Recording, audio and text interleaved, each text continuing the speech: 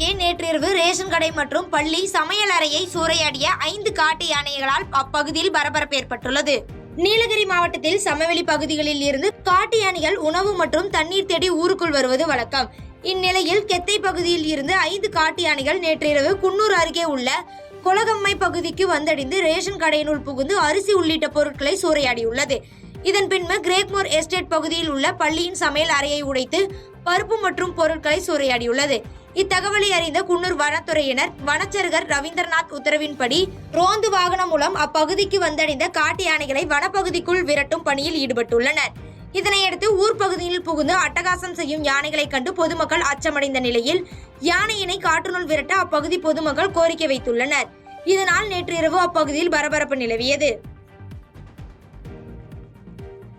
பாதகம் செய்பவரை கண்டால் நாம் பயங்கொள்ளலாகாது பாப்பா, மோதி மிதித்து விடு பாப்பா, அவர் முகத்தில் உமிழ்ந்து விடு பாப்பா.